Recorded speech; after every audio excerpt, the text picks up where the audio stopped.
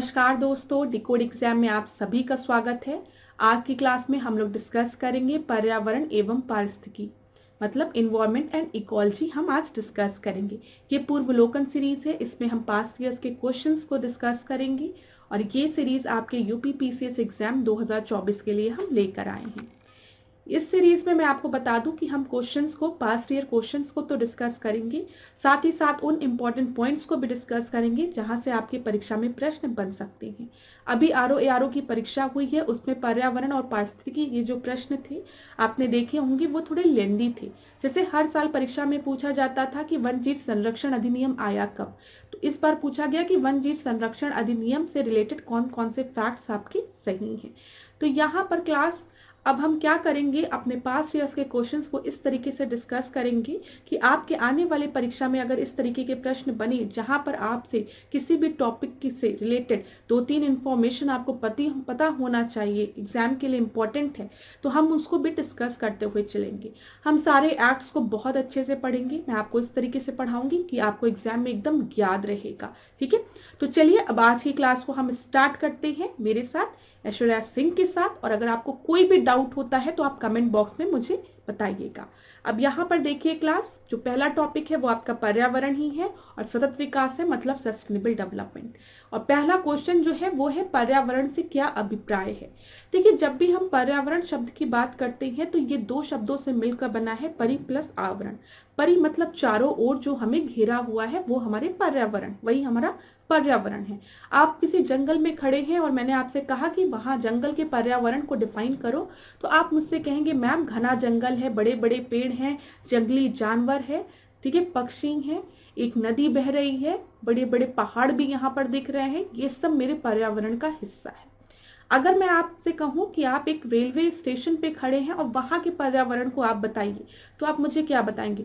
Ma'am railway tracks बने हुए हैं, ट्रेन है, पैसेंजर्स दिख रहे हैं, बहुत लोग बैग लिए हुए, एक एटीएम है जहां से पैसे निकल सकते हैं, फूड कोर्ट बना है जहां से हम खाना खा सकते हैं। तो रेलवे स्टेशन में वो आपका पर्यावरण है। ठीक है, तो आपने देखा हमें एक बिंदु पर एक समय में जो चीज घेरे हुई है वही हमारे पर्यावरण का हिस्सा है। इतनी चीजें क्लियर हो गई। तो जब भी हम पर्यावरण की बात करेंगे तो आप याद रखेंगे कि यहाँ पे आपके जैविक और अजैविक घटक सब चीज आते हैं। ठीक है, यहाँ पर आपके बायोलॉजिकल और कल्चरल एलिमेंट्स भी आते हैं। तो यहाँ पर चलिए इस प्रश्न को अब हम सॉल्व करते हैं। तो पहला ऑप्शन आपको दिया गया, भूमि, जल, वायु, पौधे और पशुओं की प्राकृतिक दुनिया जो इनके चारों ओर अस्तित्व में है, एकदम सही है। ठीक है, दूसरा आपको दिया गया, उन संपूर्ण दशाओं का योग जो व्यक्ति को एक समय बिंदु पर घेरे हुए होती हैं, ये भी सही है, घेरे हुए होती हैं हमें, एकदम सही है। भौतिक, जैविक एवं सांस्कृतिक तत्वों की अंतःक्रियात्मक व्यवस्था जो अंतर संबंधी होती है, ये भी आपका बिल्कुल सही ऑप्शन है। तो यहाँ पर ए बी सी आपका सही है और उत्तर क्या हो जाएगा? डी आपका सही हो जाएगा। ठीक है क्लास, तो पर्यावरण आपको समझ में आ गया, एक समय में जो भी चीजें आपको घेरी हुई है। अब दीपावली के दिन की अगर हम बात करें तो दीपावली के दिन के पर्यावरण को अगर आपको डिफाइन करना होगा तो आप कैसे बताएंगे कि मैम दिए जल रहे हैं, हर जगह भक्ति वाले गाने चल रहे हैं, लक्ष्मी जी की पूजा हो रही है गणेश जी के साथ, ठीक है, और मम्मी पापा थोड़ा मंत्र के उच्चारण भी कर रहे हैं, तो उस समय का पर्यावरण आपका डिफरेंट होगा। तो जब हमने उस समय के पर्यावरण की बात की तो यहाँ पे भौतिक, जैविक और सांस्कृतिक तत्व भी आपको दिखे। तो यहाँ पर डी आपका सही उत्तर हो जाएगा। अब क्लास देखिए, हमने पर्यावरण डिस्कस किया जिसको कि हम एनवायरमेंट कहते हैं इंग्लिश में। हम ध्यान में रखते हुए चलेंगे कि इंग्लिश और हिंदी दोनों माध्यम को दिक्कत ना हो। ठीक है, दूसरा शब्द आपका जो आता है वो आता है इकोसिस्टम। इकोसिस्टम, अब इकोसिस्टम जिसको कि हम पारितंत्र भी कहते हैं या फिर हम पारिस्थितिक तंत्र भी कहते हैं। तो इकोसिस्टम की जब भी हम बात करते हैं तो यहाँ पर दो घटक आपके होते हैं, एक जैविक घटक होता है और एक अजैविक घटक होता है। जैविक घटक मतलब हम बायोटिक कंपोनेंट की बात करें, बायो मतलब लाइफ, जिसके अंदर जीवन है, हम लिविंग क्रिएचर्स या एलिमेंट्स की बात कर रहे हैं। और अजैविक घटक मतलब हम नॉन लिविंग की बात करें, नॉन बायोटिक की बात कर रहे हैं। तो इकोसिस्टम, सिस्टम कब फॉर्म होता है? जब आपका एक अबायोटिक और बायोटिक कंपोनेंट के बीच में इंटरेक्शन होता है, जैविक और अजैविक घटक के बीच में इंटरेक्शन होता है। इकोसिस्टम आपका छोटे से छोटा भी हो सकता है, बड़े से बड़ा भी हो सकता है। एक एग्जाम्पल के माध्यम से समझते हैं। मैंने एक मुट्ठी चीनी ली और मैंने आपसे कहा कि इन चीनी के दानों को चींटियां खा रही हैं, तो क्या ये मुट्ठी में जो मेरे हाथ में चीनी है और चींटियां हैं ये एक इकोसिस्टम है? तो आप बोलेंगे हाँ मैम ये एक छोटा सा इकोसिस्टम है। मैं आपसे कहूंगी कैसे, जरा मुझे एक्सप्लेन करो। तो आप मुझे बताएंगे मैम यहाँ पर जो चीनी के दाने हैं वो आपका अजैविक घटक है, ठीक है, और जो चींटी है वो आपका जैविक घटक है, लिविंग क्रिएचर है, और चींटी चीनी को खा रही है। तो यहाँ पे एक इंटरेक्शन हो रहा है, तो एक इकोसिस्टम फॉर्म हुआ। मैं आपसे कहूंगी और एक बड़े इकोसिस्टम का एग्जाम्पल दो, तो आप मुझसे कहेंगे अर्थ। अर्थ हमारा एक इकोसिस्टम है, क्योंकि यहाँ पर भी आपके जैविक घटक भी हैं और अजैविक घटक भी हैं और निरंतर इनके बीच में एक इंटरेक्शन चल रहा है, तो अर्थ भी आपका एक इकोसिस्टम हुआ। अब अर्थ में ही आपके कई इकोसिस्टम बनते हैं, जैसे जलीय पारितंत्र मतलब एक्वेटिक इकोसिस्टम ना, स्थलीय पारितंत्र मतलब टेरेस्ट्रियल इकोसिस्टम, जिसको कि हम लैंड इकोसिस्टम भी कहते हैं।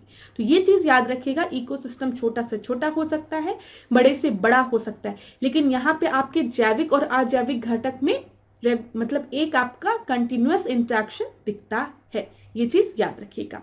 अब एक टर्म आता है इकोलॉजी। इकोलॉजी मतलब क्या होता है? Ecology is a study of ecosystem, ठीक है। यहाँ पर हम जो जैविक और अजैविक घटक के बीच में जो इंटरेक्शन हो रहा है हम उसका अध्ययन कर रहे हैं, इसी को हम क्या कहते हैं? इकोलॉजी कहते हैं। इतनी चीजें क्लियर हो गई। अब अगर परीक्षा में आपसे पूछे कि एनवायरमेंट टर्म जो है वो किसके द्वारा दिया गया है, तो आप क्या नाम बताएंगे? थॉमस काल्ये द्वारा ये टर्म दिया गया है, यहाँ पर आपको स्क्रीन पर दिख भी रहा होगा। अब इकोसिस्टम की जब हम बात करेंगे क्लास कि इकोसिस्टम का टर्म किसने कॉइन किया है, तो आप एजी टांसले का नाम याद रखेंगे, ठीक है। परीक्षा में पूछा गया है, याद रखिएगा, आर्थर जी टांसले।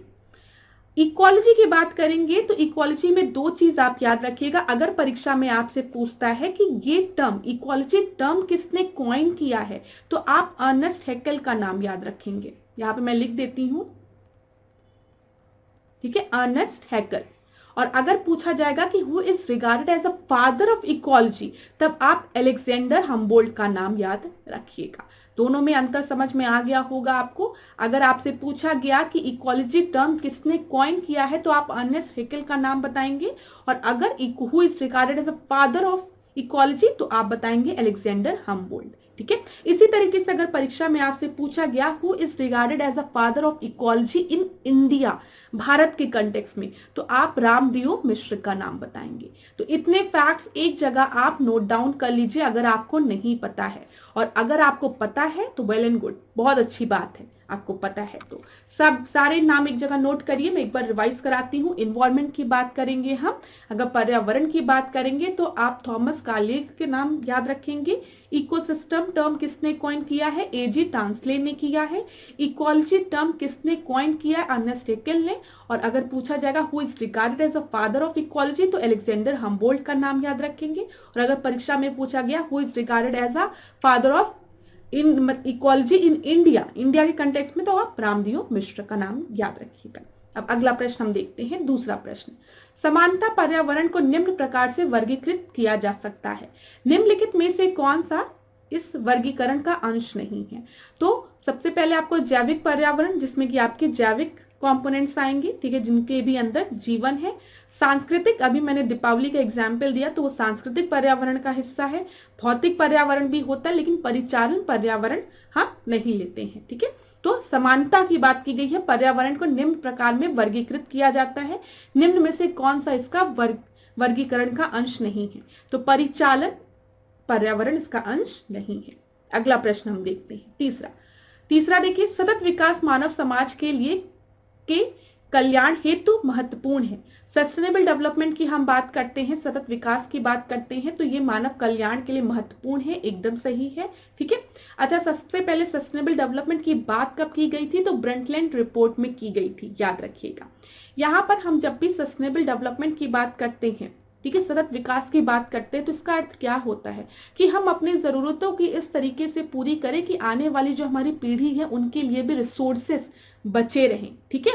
तो देखिए यहाँ पे क्या लिखा है, सतत विकास से अभिप्राय ऐसा है ऐसे विकास से होता है जो भावी पीढ़ी की जरूरतें पूरी करने की योग्यता को प्रभावित किए बिना वर्तमान समय की आवश्यकता पूरी करे। ठीक है, to fulfil the need of present generation in such a way that it does not compromise with the need of future generation. ठीक है, उनके पास भी जो हमारे आने वाले जो फ्यूचर जनरेशन है उनके पास भी रिसोर्सेज बची रहे, स्वच्छ हवा उनके लिए, स्वच्छ पानी उनके लिए, पेड़ पौधे सब उनके लिए भी बचे रहे। इस तरीके से आज हमें अपने रिसोर्सेज को यूज करना है। तो यहां पर आपका दोनों ही सही है, ए आपका सही उत्तर हो जाएगा। चौथे प्रश्न को हम देखते हैं, निम्नलिखित घटनाओं को कालानुक्रमिक क्रम में व्यवस्थित कीजिए। रियो अर्थ समिट, रियो अर्थ समिट आपका 1992 में हुआ था। ब्रंटलैंड कमीशन रिपोर्ट की बात करते हैं जिसमें कि हमने सबसे पहली बार सतत विकास की बात की थी, सस्टेनेबल टर्म को डिफाइन किया था। तो ये आपका सस्टेनेबल टर्म को, ठीक है, ये चीज याद रखिए, सतत सस्टेनेबल टर्म को डिफाइन किया था, ये 1987 में आई थी। ठीक है, enforcement of Montreal protocol, Montreal protocol जो है ना वो ओजोन से रिलेटेड है। ठीक है, मॉन्ट्रियल प्रोटोकॉल आपका आया था 1987 में, लेकिन इसका इन्फोर्समेंट हुआ था 1989 में। ठीक है, limit to the growth report, ये आपका 1972 का समय है। तो यहां पर अगर हम इसको देखेंगे तो सबसे पहले आपका 4 हो जाएगा। ठीक है, इसके बाद आपका 2 होगा। ठीक है, फिर मॉन्ट्रियल प्रोटोकॉल और लास्ट में रियो अर्थ समिट। तो उत्तर आपका सही क्या हो जाएगा, चौथे का बी आपका सही उत्तर है। अब देखिए ये यूपी पीसीएस प्रीलिम्स 2020 का प्रश्न है। ठीक है, अब आगे बढ़ते हैं, थोड़ा सा हम इसको अच्छे से डिफाइन करेंगे। अब यहाँ पर देखिए रियो समिट कहें चाहे अर्थ समिट कहें, दोनों बात एक ही है। और ये कब हुआ था, 1992 में हुआ था। इसको और किन नामों से जाना जाता है ये भी देख लेते हैं। अर्थ समिट जो कि रियो दी जेनेरियो में हुआ था, इसकी वजह से हम इसको रियो समिट भी कहते हैं, ब्राजील में हुआ था। यहाँ पर देखिए अल्टरनेटिव नेम इसके क्या क्या है, रियो कॉन्फ्रेंस, ठीक है, रियो दी जेनेरियो अर्थ समिट या फिर United nation conference on environment and development, ये भी याद रखिएगा। यूएनसीईडी जो है वो 1992 में हुआ था और उसी को हम रियो समिट भी कहते हैं, United nation conference on environment and development. याद रखिएगा क्लास, कंफ्यूज मत होइएगा। अब देखिए परीक्षा में कई बार प्रश्न पूछा जाता है कि एजेंडा 21 कब आया था, तो यहाँ पर ये रियो अर्थ समिट का आउटकम था एजेंडा 21। तो कब आया था, रियो अर्थ समिट में 1992 में आया था। फॉरेस्ट प्रिंसिपल कब आया था, रियो अर्थ समिट में 1992 में। और यहाँ पर रियो डिक्लेरेशन भी हुई थी। यहाँ पर कुछ आपकी कन्वेंशन थे जो कि साइन करने के लिए खोले गए थे, मतलब लाए गए थे। तो यहाँ पर देखिए united nation convention to combat desertification जो सबसे नीचे दिया गया है। ठीक है, डेजर्टिफिकेशन को रोकने के लिए, ठीक है, एक क्लाइमेट चेंज को यूनाइटेड नेशन कॉन्फ्रेंस, ठीक है, टू कम्बैट क्लाइमेट चेंज। ठीक है, यहाँ पर ये भी याद रखिएगा क्लाइमेट चेंज को यूएनएफसीसी जिसको कि हम बोलते हैं, और United nation convention on biological diversity. तो अगर पूछा जाएगा ये 3 जो कन्वेंशन है वो आपके कब आए थे, तो आप याद रखिएगा रियो अर्थ समिट में 1992 में। क्लास जो भी चीजें बता रही हूँ बहुत इंपॉर्टेंट है, तो अब रिवाइज करो। Forest principal, Rio declaration, agenda 21, UNFCCC जिसको कि हम बोलते हैं यूएनसीसीडी, और साथ ही साथ यूएनसीबीडी। ठीक है, यहाँ पे डाइवर्सिटी की बात हो रही, एक आपका डेजर्टिफिकेशन से रिलेटेड है और एक आपका क्लाइमेट चेंज से रिलेटेड है। ये भी आपके किसके आउटकम है, ये आपके रियो दी जेनेरियो जो रियो अर्थ समिट हुआ था उसके आउटकम है। इतनी चीजें क्लियर हो गई। चलिए आगे बढ़ते हैं। अच्छा, यहां पर एक और चीज देखिए और मैं बताती चलूं आपको, आवर कॉमन फ्यूचर ये कब आया था, ये आपका ब्रंटलैंड रिपोर्ट की जो हमने बात की है उसका जो शीर्षक था, अगर परीक्षा में कभी पूछा, इतना पता चल गया ना। ब्रंटलैंड रिपोर्ट 1987, ठीक है, यहां पर सस्टेनेबिलिटी की बात की गई थी, ये चीज याद रखिएगा। टॉपिक क्या था, आवर कॉमन फ्यूचर। ठीक है, इसके ऑथर कौन थे अगर पूछेगा, the world commission on environment and development, ये भी चीज याद रखिएगा। इसका सब्जेक्ट सस्टेनेबिलिटी थी, जो कि मैंने आपको बता दिया, आवर कॉमन फ्यूचर ना, ये चीज क्लियर हो गई।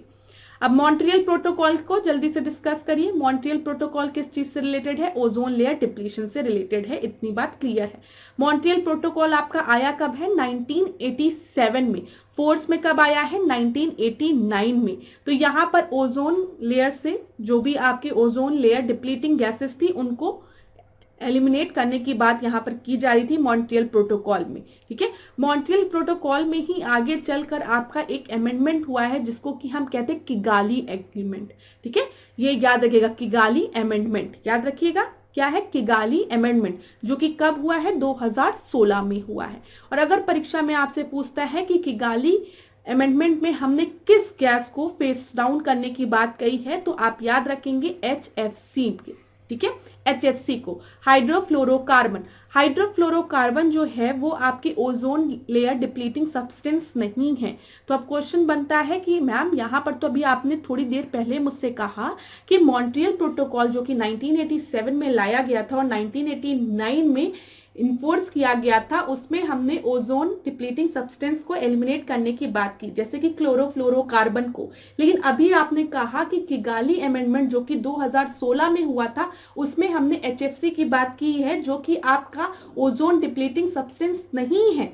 लेकिन हम इसको क्यों एलिमिनेट करने की बात कर रहे हैं, आप याद रखिएगा, क्योंकि ये एक पावरफुल ग्रीन हाउस गैस है, इस वजह से ये चीज याद रखिएगा क्लास। अब परीक्षा में अगर कभी भी एग्जामिनर को आपको कंफ्यूज करना पड़ेगा तो वो आपसे कहेगा, पहला ऑप्शन आपको देगा कि किगाली अमेंडमेंट जो है वो मॉन्ट्रियल प्रोटोकॉल में अमेंडमेंट किया गया था, तो आप बोलेंगे एकदम सही, ठीक है, 2016 में किया गया था, एकदम सही, ठीक है। यहाँ पे हमने हाइड्रोफ्लोरोकार्बन की को फेस डाउन करने की बात कही थी, आप कहेंगे एकदम सही।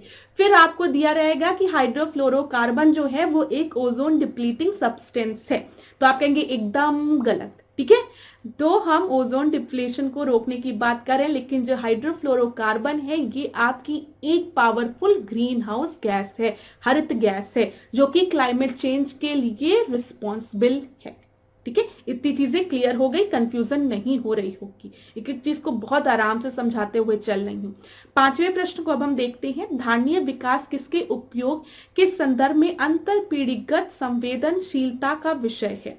यहाँ पर सस्टेनेबल डेवलपमेंट की बात की गई है और किस कंटेक्स्ट में, प्राकृतिक संसाधन, भौतिक संसाधन, औद्योगिक संसाधन या फिर सामाजिक संसाधन। मैंने आपको बताया कि हम अपने नेचर से जो भी रिसोर्सेज हैं, ठीक है, पानी, हवा, कुछ भी जो हमारा नेचर हमको प्रोवाइड कर रहा है, हम उसको इस तरीके से यूज कर रहे हैं कि हमारे आने वाली जनरेशन के लिए भी, फ्यूचर जनरेशन के लिए भी रिसोर्सेस अवेलेबल हो और सही हालात में हो। तो यहाँ पर आपका सही उत्तर क्या होगा, प्राकृतिक संसाधन, ठीक है। 5th का ए आपका सही है। और क्लास प्लीज फ्रंटलाइन रिपोर्ट के बारे में याद रखिएगा, और ये भी याद रखिएगा कि यहाँ पे इसका मेन जो सब्जेक्ट था, जो आपका थीम था, वो क्या था, आवर कॉमन फ्यूचर। आगे बढ़ते हैं, 6 प्रश्न को देखते हैं। सतत विकास के लिए आवश्यक है जैविक विविधता का संरक्षण, प्रदूषण का निरोध एवं नियंत्रण, निर्धनता को घटाना या उपयुक्त सभी। देखिए, जब भी आप सस्टेनेबल डेवलपमेंट की बात करेंगे तो यहाँ पर आपको बायोलॉजिकल डाइवर्सिटी को बचाना है, ठीक है, रिसोर्सेज को कंजर्व करना है। प्रदूषण होगा तो आपके रिसोर्सेज खत्म होते जाएंगे, ठीक है, तो प्रदूषण को भी नियंत्रण में लाना है और निर्धनता को भी घटाना है। तो अभी जाइएगा तो अगर आप SDG गोल देखेंगे तो वहां पे आपका जो गोल है सबसे पहला वो है टू एलिमिनेट पॉवर्टी, गरीबी को खत्म करना। तो यहाँ पर आपका सही उत्तर क्या हो जाएगा, 6th का डी सही उत्तर हो जाएगा। क्लास इस चीज को याद रखिएगा, इसमें कंफ्यूज होने की कोई आवश्यकता नहीं है। जब भी हम SDG की बात करेंगे, सस्टेनेबल डेवलपमेंट की बात करेंगे, तो यहाँ पर हम SDG गोल्स की भी बात करेंगे, और जितने भी आपके SDG गोल्स हैं वो आप एक बार पढ़िएगा जरूर, परीक्षा में पूछा जाता है। अब यहाँ पर हम देखते हैं प्रकृति में कार्बन चक्र व जल चक्र, ठीक है। अधोलिखित में से कौन सा पृथ्वी के कार्बन चक्र में कार्बन डाइऑक्साइड की मात्रा को नहीं बढ़ाता है। तो कार्बन डाइऑक्साइड की मात्रा को नहीं बढ़ा रहा है, तो चलो देखते हैं। श्वसन की बात हमने की है, रेस्पिरेशन की बात की है। आप सभी बचपन से पढ़ते आ रहे हैं, जब हम रेस्पिरेशन लेते हैं, सांस अंदर की तरफ खींचते हैं, तब हम ऑक्सीजन एटमॉस्फेयर से इनहेल कर रहे हैं, ठीक है, ऑक्सीजन ले रहे हैं और छोड़ क्या रहे हैं हम, कार्बन डाइऑक्साइड। तो ये कार्बन डाइऑक्साइड को बढ़ाता है, ठीक है। जल ज्वालामुखी क्रिया, वॉल्केनिक इरप्शन जब भी होता है, ठीक है, यहाँ पे एक्शन ही वॉल्केनिक इरप्शन कर लो, तब भी CO2 आपका रिलीज होता है, ठीक है। जैविक पदार्थों का क्षय, जब भी ऑर्गेनिक मैटर आपके डिके होते हैं, डिकम्पोज होना उनका स्टार्ट होता है, अपघटन क्रिया होती है, तब भी कार्बन डाइऑक्साइड गैस एटमॉस्फेयर में रिलीज होती है। लेकिन जब प्रकाश संश्लेषण की बात करेंगे, ठीक है, फोटोसिंथेसिस की बात करेंगे, जिसके के माध्यम से जो पेड़ पौधे हैं हरे वो अपने भोजन को बना रहे हैं, उस समय वो क्या करते हैं, पर्यावरण से, वातावरण से किसको लेते हैं, वातावरण से ऑक्सीजन को छोड़ते हैं, वातावरण में लेते क्या है, कार्बन डाइऑक्साइड लेते हैं। ठीक है, आपको पता है ना, इसलिए कहते हैं ना ज्यादा से ज्यादा हरे पौधे लगाओ। क्यों हरे पौधे लगाओ? ताकि जो कार्बन डाइऑक्साइड है उनको वो ले और हमारे सराउंडिंग में ऑक्सीजन रिलीज करे, O2 रिलीज करे। ठीक है, और प्रकाश संश्लेषण के माध्यम से वो अपना भोजन भी बनाए। इसी वजह से हम इनको प्रोड्यूसर्स कहते हैं। ये भी चीज आपको पता होगी। ठीक है, इतनी चीजें क्लियर हो गई। तो यहां पर बोला गया does not increase the amount of carbon dioxide, तो फोटोसिंथेसिस हो जाएगा। एक आसान प्रश्न था। 8वां प्रश्न देखते हैं। सौर विकिरण की सबसे महत्वपूर्ण भूमिका अगर हम देखेंगे तो कार्बन चक्र में, हाइड्रोजन चक्र में, जल चक्र में या फिर नाइट्रोजन चक्र में। तो क्लास एक चीज याद रखिएगा, अगर सोलर रेडिएशन की बात करेंगे तो इनका इंपॉर्टेंस सारे चक्र में है, साइकिल्स में है, लेकिन सबसे ज्यादा की बात की गई है तो जल चक्र में होगा। क्यों जल चक्र में होगा? जब सूर्य की किरणें पानी पे पड़ेंगी तो वो वेफर फॉर्म में, भाप के फॉर्म में, वाष्प के फॉर्म में ऊपर उठेंगी और यही ऊपर चल के आपके क्लाउड बनेंगी। और जब ये ठंडा होगा, भारी होगा, तो आपका प्रेसिपिटेशन होगा, वर्षा होगी। फिर वर्षा जब होगी, पानी गिरेगा, तो फिर ये नदियों में और आपके समुद्र में जाके मिलेगा। फिर इन पर जब सूर्य की किरणें पड़ेंगी तो ये वाष्प के फॉर्म में ऊपर उठेंगी। तो ये, इसके लिए हमें सोलर रेडिएशन की बहुत जरूरत होती है। तो यहाँ पर क्या हुआ? 8वें का सी आपका सही उत्तर है। अब यहाँ पर देखिए, वर्षा की मात्रा निर्भर करती है हवा के दबाव पर, वायुमंडल में नमी पर, जल चक्र पर या फिर तापक्रम पर। ठीक है, amount of rainfall depends on air pressure, moisture in the atmosphere, on the water cycle या फिर टेम्परेचर। यहाँ पर आपका सही उत्तर क्या है? Moisture in the atmosphere. वायुमंडल में जितनी नमी है उस पर डिपेंड करता है वर्षा की मात्रा। ठीक है, अगला हम देखते हैं वायुमंडल। पृथ्वी के चारों ओर गैसों के समूह को हम क्या कहते हैं? भूमंडल, जल कण, वायुमंडल या फिर जलमंडल। तो आप सभी को पता है उसको हम वायुमंडल कहते हैं, एटमॉस्फेयर कहते हैं। एटमॉस्फेयर में सबसे ज्यादा कौन सी गैस आपकी प्रेजेंट होती है? नाइट्रोजन। ठीक है, ये चीज आपको पता होनी चाहिए। लेकिन ये भी चीज आपको पता होनी चाहिए कि नाइट्रोजन सबसे ज्यादा अमाउंट में प्रेजेंट तो होती है, लेकिन नाइट्रोजन का कंजप्शन हमारे जो प्लांट्स हैं वो डायरेक्ट नहीं कर सकते हैं। ठीक है, जैसे ऑक्सीजन और कार्बन डाइऑक्साइड की अगर हम बात करें तो कार्बन डाइऑक्साइड की मात्रा तो सबसे कम है, मतलब बहुत कम है, सबसे कम नहीं कहना चाहिए, गलत हो जाएगा, बहुत कम है, 0.003 करके अप्रोक्सीमेटली इतनी है। ठीक है, और ऑक्सीजन की मात्रा 21% अप्रोक्स की हम बात कर रहे हैं। तो ये कम, नाइट्रोजन के कंपैरिजन में कम मात्रा में प्रेजेंट होने के बाद भी प्लांट्स इनका डायरेक्ट कंजप्शन कर सकते हैं। प्रकाश संश्लेषण माध्यम में जो पेड़ पौधे हैं वो डायरेक्ट हमारे सराउंडिंग से, ठीक है, एटमॉस्फेयर से कार्बन डाइऑक्साइड को क्या करेंगे? लेंगे और ऑक्सीजन को रिलीज करेंगे। लेकिन जो नाइट्रोजन है उसको वो एटमॉस्फेयर से डायरेक्ट नहीं ले सकते हैं। वो नाइट्रोजन को किस फॉर्म में लेते हैं? नाइट्रेट फॉर्म में लेते हैं। परीक्षा में कई बार पूछा गया प्रश्न है। यहाँ पर देखिए, वायु एक यौगिक है, तत्व है, मिश्रण है या विद्युत अपघटक है। तो यहाँ पर याद रखिएगा, एयर को हम हमेशा क्या कहते हैं? मिक्सचर है। किसकी मिक्सचर है? वेरियस गैसेस की, नाइट्रोजन की, ऑक्सीजन की, ठीक है, कार्बन डाइऑक्साइड की, तो मिक्सचर है एयर। निम्नलिखित नोबल गैसों में से कौन सी वायुमंडल में नहीं पाई जाती है? हीलियम पाई जाती है, आर्गन पाई जाती है, नियॉन पाई जाती है, रेडॉन नहीं पाई जाती है। रेडॉन जो है वो एक रेडियो एक्टिव एलिमेंट होता है आपका। 13वां हम देखते हैं, सूक्ष्म हवा में नाइट्रोजन की मात्रा कितनी होती है? तो अभी मैंने आपको बताया ऑक्सीजन की मात्रा अप्रोक्सीमेटली 21% होती है। सबसे ज्यादा मात्रा नाइट्रोजन की होती है, वो कितनी होती है? 78%। पर्यावरण में सर्वाधिक प्रतिशत है किसका? नाइट्रोजन का। अब इन सब प्रश्नों पे ज्यादा समय नहीं दे रहे हैं, सबसे ज्यादा नाइट्रोजन का है। हवा में जिस गैस की मात्रा सबसे अधिक है वो कौन सी है? वो आपकी नाइट्रोजन है। 15 का डी आपका सही उत्तर हो गया। यदि पृथ्वी पर पाई जाने वाली वनस्पतियां समाप्त हो जाएंगी तो किस गैस की कमी होगी? तो किस गैस की कमी होगी बताइए? अगर प्लांट्स और ट्री आपके पृथ्वी से काट दिए जाएं तो किस गैस की कमी हो जाएगी? फोटोसिंथेसिस माध्यम से पेड़ पौधे कौन सी गैस को इनहेल करते लेते हैं, कार्बन डाइऑक्साइड, और रिलीज कौन सी करते हैं, ऑक्सीजन। तो अगर ये पेड़ पौधे रहेंगे ही नहीं तो पर्यावरण में किस गैस की कमी हो जाएगी, ऑक्सीजन की। ठीक है, 16 का डी। 17 देखते हैं हम, निम्नलिखित में से कौन सा कार्य पेड़ पौधे का नहीं है। यहां पर दिया गया कार्बन डाइऑक्साइड का अवशोषण, एब्जॉर्प्शन, हम इतनी देर से देख रहे हैं प्रकाश संश्लेषण माध्यम में कार्बन डाइऑक्साइड का एब्जॉर्ब कर रहे हैं पेड़ पौधे। ठीक है, शोर का अवशोषण, ठीक है, ये आपके शोर को भी कम करते हैं। इसी वजह से ग्रीन मफलर में क्या किया जाता है, जहां पर बहुत ज्यादा ट्रैफिक है, नॉइस क्रिएट हो रही है, वहां पर रोड के किनारे किनारे पेड़ खूब ढेर सारे लगा दिए जाते हैं, जो कि क्या करते हैं, नॉइस को एब्जॉर्ब करते हैं, तो शोर का अवशोषण भी करते हैं।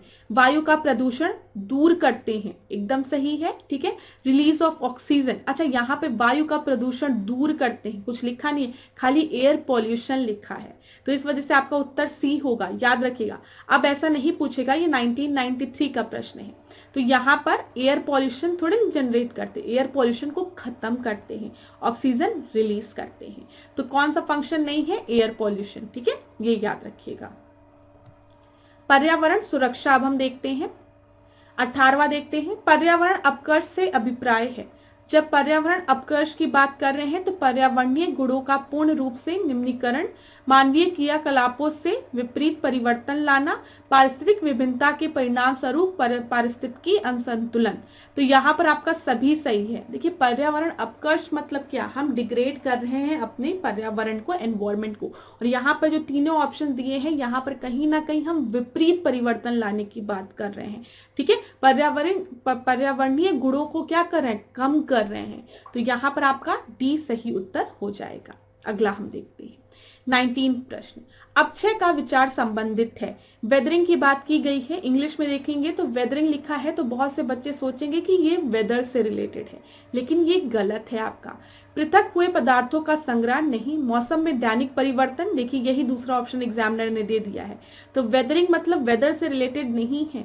वेदरिंग एक प्राकृतिक क्रिया है जो चट्टानों को सूक्ष्म कणों में विभक्त करती है, सी आपका सही है। ये एक नेचुरल प्रोसेस है जिसमें कि जो रॉक्स हैं आपके धीमे धीमे छोटे छोटे माइक्रोस्कोपिक पार्टिकल्स में टूट जाते हैं, इसको हम वेदरिंग कहते हैं। धारणीय विकास की बात अब हम करते हैं, सस्टेनेबल डेवलपमेंट की। यहाँ पर आपको दिया गया है धारणीय कृषि क्या है।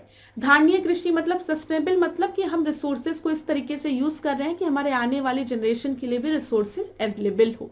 तो सस्टेनेबल एग्रीकल्चर भी क्या होगा कि हम कृषि भूमि को या भूमि को इस प्रकार से उसका प्रयोग कर रहे हैं कि उसकी जो गुणवत्ता है, जो क्वालिटी है, वो आपकी खराब ना हो। ठीक है, आने वाले जो जनरेशन है वो भी उस पर खेती कर सके।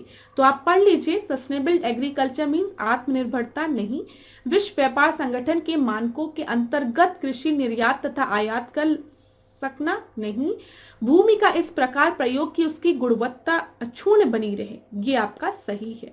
कृषि प्रयोग हेतु उपयुक्त भूमि का प्रयोग में लाना ये भी गलत है, तो 20 का सी आपका सही उत्तर है। 21वां देखते हैं, वर्तमान में जनसंख्या के सुखों का परित्याग किए बिना भविष्य के लिए ऊर्जा तथा अन्य संसाधन की बचत निम्न में से कौन सी अवधारणा की परिभाषा है। तो यहाँ पर बोला गया है वही जो हमने सतत विकास की बात की है। ठीक है, वही चीज दी गई है, समपोषणीय विकास, आर्थिक विकास, आर्थिक वृद्धि या फिर मानव विकास। तो ये आपका क्या है, समपोषणीय विकास। ठीक है, 21 का सी आपका सही उत्तर हो जाएगा। 22 देखते हैं, निम्नलिखित में से कौन सा सतत विकास लक्ष्य भारत में 2030 तक सभी के पानी की उपलब्धता और इसके स्थायी प्रबंधन को लक्षित करेगा। ये यूपीपीसीएस 2019 का प्रश्न है। तो यहाँ पर आपका जो सही उत्तर है वो है SDG 6। SDG 6 जो है वो आप देखेंगे तो वो वाटर से रिलेटेड है। अगर आपने SDG गोल्स याद कर ली हैं तो आप इस प्रश्न को बहुत आसानी से कर सकते हैं। अगला प्रश्न हम देखते हैं, निम्नलिखित में से कौन सा भारत में सतत विकास लक्ष्यों के कार्यान्वयन के लिए एक नोडल एजेंसी है। योजना, विनिवेश, नीति आयोग या फिर वित्त आयोग। और इस प्रश्न का सही उत्तर है आपका नीति आयोग। 23वें का सी आपका सही उत्तर है। 24 देखते हैं, कथन दिया गया है, सतत विकास मानव समाज के कल्याण हेतु महत्वपूर्ण है। एकदम सही है। सतत विकास से अभिप्राय ऐसे विकास से है जो भावी पीढ़ियों की जरूरतें पूरी करने की योग्यता को प्रभावित किए बिना वर्तमान समय की आवश्यकताओं को पूरा करे। एकदम सही है क्लास। तो यहाँ पर आपका सही उत्तर क्या हो जाएगा बताइए? ए आपका सही उत्तर हो जाएगा। ये यूपी पीसीएस प्रीलिम्स 2019 का प्रश्न है। पृथ्वी शिखर सम्मेलन रियो समिट, जो कि अभी हमने डिस्कस किया था, जिसको कि हम अर्थ समिट भी कहते हैं, 1992 में हुआ था।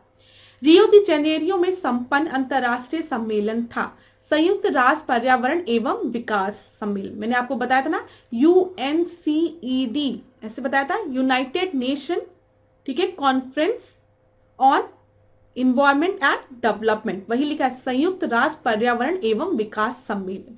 तो ये क्या इसका उत्तर हो जाएगा? 25वें का ए आपका सही उत्तर हो जाएगा। एजेंडा 21, मैंने आपको बताया था एजेंडा 21 कब आया है? रियो अर्थ समिट में आया है। तो देखिए, पृथ्वी शिखर सम्मेलन का आयोजन किया गया था कहां पर? रियो में, इसी वजह से इसको रियो समिट भी हम कहते हैं। अगला देखें, रियो +20, याद रखिएगा क्लास, एजेंडा 21 हमारा रियो अर्थ समिट में आया था। पृथ्वी सम्मेलन +5 आयोजित हुआ था कब? अब क्लास देखिए, 1992 में आपका पहला अर्थ समिट हुआ था। इसी में आप 5 ऐड करिए तो कितना हो जाएगा? 1997। तो यहाँ पर आपका उत्तर क्या होगा? डी होगा, ठीक है। और 1992 में ही जब आप 10 ऐड करेंगे तो ये आपका 2002 हो जाएगा। इसको हम 2002 में रियो समिट कह सकते हैं या फिर रियो +10 कह सकते हैं हम इसे। देखिए यहाँ पे रियो 20 घोषणा पत्र का शीर्षक क्या था? The future we want, the future we see, the future we have, the future we see. तो यहाँ पे द फ्यूचर वी वॉन्ट, 28 का ए आपका सही उत्तर है, ठीक है। 29 देखते हैं, पहला पृथ्वी सम्मेलन कहाँ हुआ था? तो अभी हमने डिस्कस किया, पहला पृथ्वी सम्मेलन आपका रियो दी जेनेरियो में हुआ था। तो मार्क उन भारतीय उत्पादों को दिया जाता है जो, इको मार्क इनको दिया जाता है जो शुद्ध एवं मिलावट रहित होते हैं, प्रोटीन समृद्ध होते हैं, पर्यावरण के प्रति मैत्रीपूर्ण हो या फिर आर्थिक दृष्टि से व्यवहार हो, ठीक है। तो यहाँ पर इको मार्क हम इको फ्रेंडली प्रोडक्ट्स को देते हैं जो कि आपके पर्यावरण के प्रति मैत्रीपूर्ण होते हैं। तो 30वें का आपका सही उत्तर क्या हो जाएगा? सी आपका सही उत्तर होगा।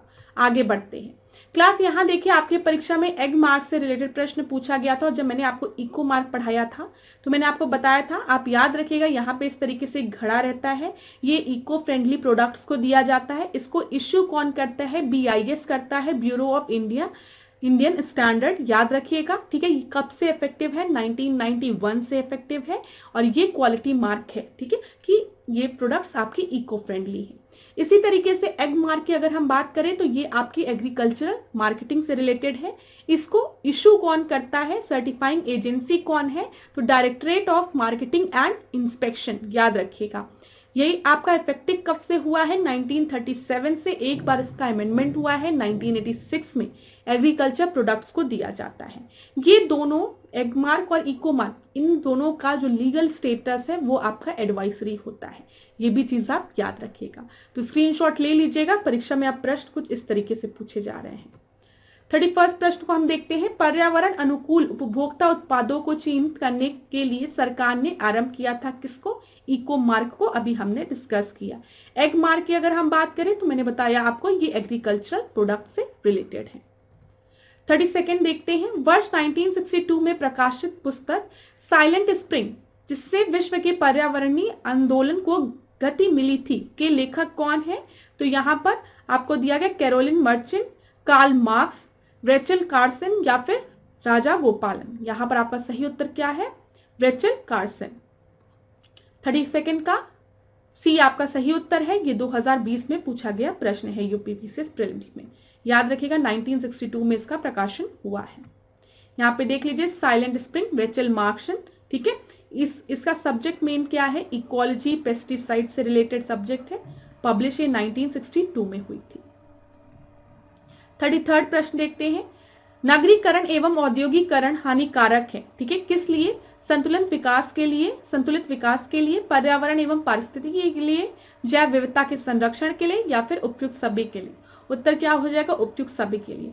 इंडस्ट्रियलाइजेशन की बात करें, अर्बनाइजेशन की बात करें, यहाँ पर क्या कॉम्प्रोमाइज हो रहा है, हमारी प्रकृति कॉम्प्रोमाइज हो रही है। इंडस्ट्रीज लगेंगी तो कहाँ पर इंडस्ट्रीज लग रही है, जैसे अगर किसी फॉरेस्ट में कोई ऐसे, तो वहां पे हमें लैंड की प्रॉपर जरूरत होगी, तो वहां पर पेड़ पौधे कटेंगे, वहां के जो जीव जंतु हैं वो लोग हटेंगे, ठीक है। इंडस्ट्री से जो वेस्ट निकल रहे हैं वो आपके जो सीवेज जो है वो कहाँ पे डिस्चार्ज हो रही है, नदियों में डिस्चार्ज हो रही है, इंडस्ट्रीज से हार्मफुल गैसेस निकल रहे हैं।